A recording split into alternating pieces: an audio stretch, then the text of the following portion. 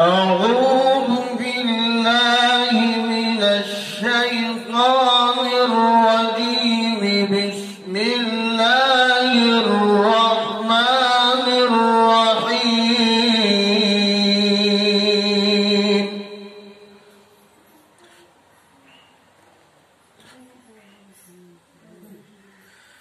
وإذ ابتلى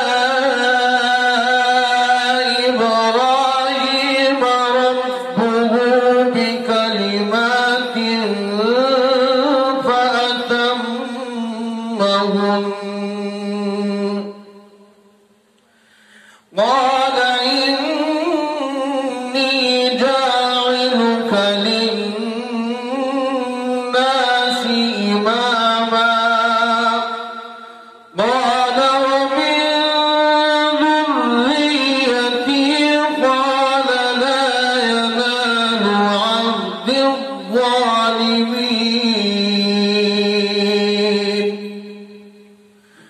وإذ جعلنا البيت مثابة للناس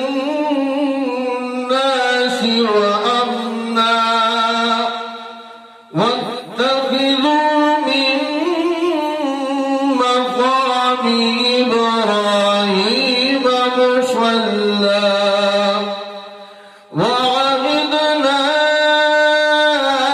إلى إبراهيم وإسماعيل أن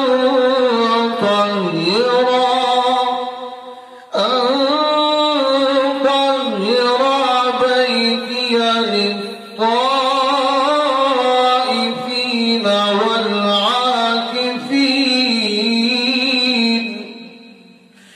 للطائفين والعاكفين والركع السجود.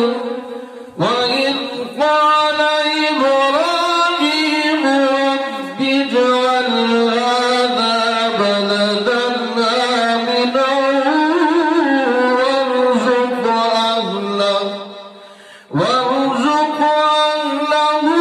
من الثمرات من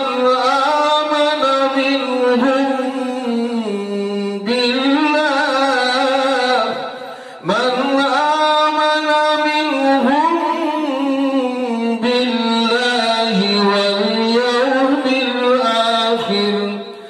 قال ومن كفر فأمتعه قليلا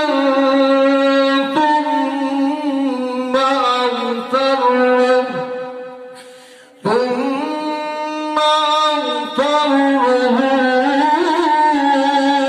إلى عذاب النار وبئس المصير. وإذ يرفع إبراهيم القواعد من البيت وإسماعيل ربنا تقبل منا إنك أنت السميع العليم. ربنا وجعلنا مسلمين لك ومن ذريتنا أمة مسلمة لك وأرنا مناسكنا وتب علينا إنك أنت التواب الرحيم. ربنا وابعث فيهم رسولا منهم يتلو عليهم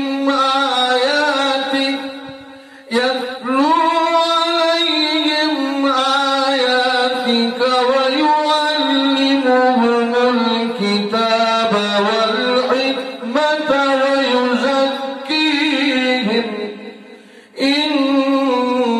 يسألونك